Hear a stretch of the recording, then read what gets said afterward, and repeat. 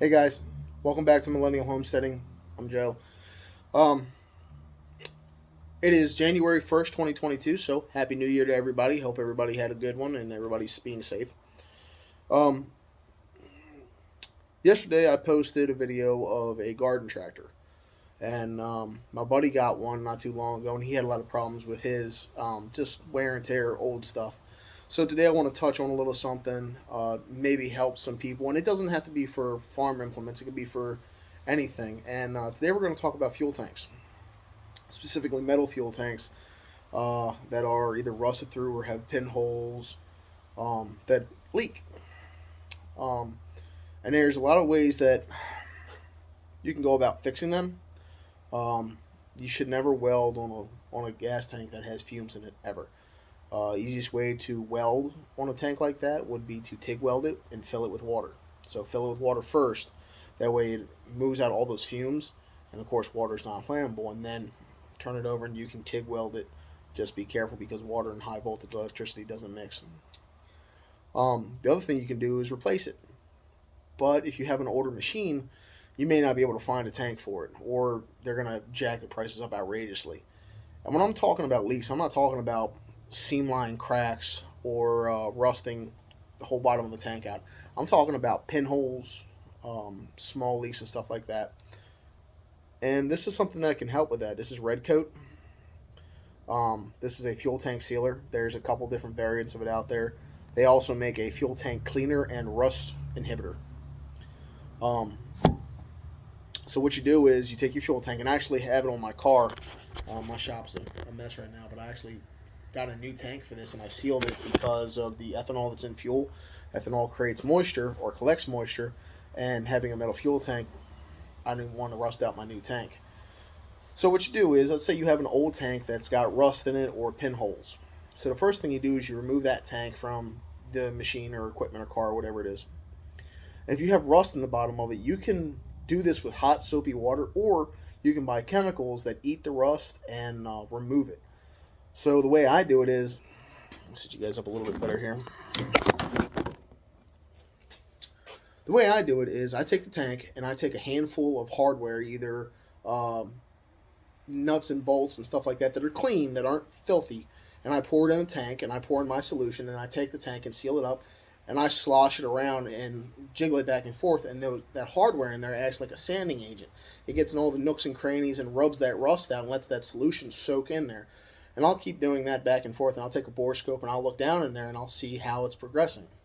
On all sides, ends, tops, anywhere that fuel and water can get to, make sure that solution and that hardware gets into. Then I'll take it out. I'll air dry it out. I'll put in either an alcohol solution or something like that to kind of get a lot of that water out. I'll let it dry. I'll either blow compressed air through it, or I'll put a fan on it, or even a leaf blower, depending on the tank and depending on how I can dry it out. Then I'll take the red coat. They sell this in, what is this? This is 1 quart cans. They sell this in quarts, gallons, and well, I think that's the only time I've ever really seen it. You can buy this on Amazon, Summit Racing, Jegs. Eastwood has their own stuff. It's a complete kit. It is a cleaner, rust neutralizer, and sealer all in one. Um, Pretty good stuff from what I hear, but I've never used it. I've always used Red Coat because that's what I could find. So you take the tank and the same thing. You plug off all the holes.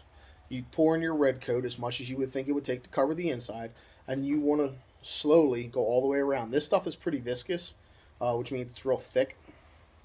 So, and it stinks. This is not a closed room job. This is definitely something with good ventilation, because that stuff reeks and it will take your breath away. So definitely kind of either good ventilation or some type of respirator that will protect you from those fumes, because it will take your breath out of your lungs in a hurry. That same thing you did with the cleaning solution. You want to cover all coats inside, and then you want to pour the excess out. You don't want to let this stuff sit up over time, because it will actually harden up. And it doesn't really harden up. It stays like a gel, but it is a gel that is completely resistant to, and I'm going to read you off exactly what it says on the can here. Resistant to alcohol and most fuel additives. Stays flexible, will never crack or peel. Bright color, covers easily visible. It's a bright red. It's almost looks like cherry jelly or cherry cough syrup. Covers rust, seals old rust, and prevents future rusting. Seals leaks. Gets multiple of gets the multitude of pinholes you can't see. It'll also do seams and stuff like that too. Now, like I said, if your bottom of your tank is rusted out and you've got like a 1/4 inch hole, that's probably not going to do it. It's just too big of a hole. Either patch that or replace it. Um, and the other thing that nuts and bolts and hardware does too is that gives it kind of a rough surface for that stuff to adhere to. I have it in my tank. I haven't had any problems out of it. But when you pour out that excess, you need to make sure that all of your holes for like your fuel drain and all that stay open. Because once the stuff seals up, you don't want to go back and start punching holes in it and giving it a place where fuel can get underneath of it and maybe delamatize it or have it come off that tank.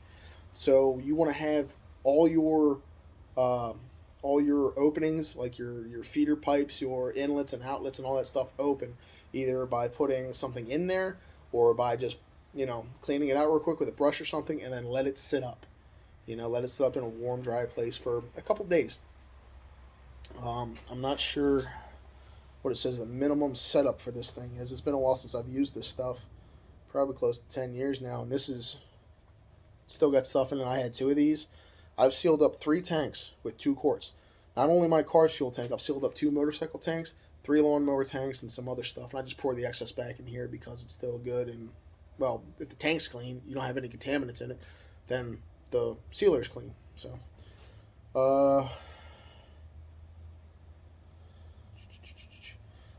yeah, I'm not seeing right offhand the minimum temperature for setup. Um, but it's good stuff. So I just want to give a little pinpoint, maybe help some people out with maybe some tank repair. It's not the ultimate solution for it, but like I said, it will hold. It's held this fuel tank now it's held my buddy's fuel tank now for going on 7 years, and we haven't had a problem out of it. Once it's hardened up, you can paint over it. Maybe throw a little Bondo over it or some pinhole sealer or something like that if you're going for a beauty finish or whatever. But maybe that'll help somebody else out there with some tank sealer. So, hope you guys are having fun. Hope this year's better than the last 2. So, take it easy, guys. Talk to you all later.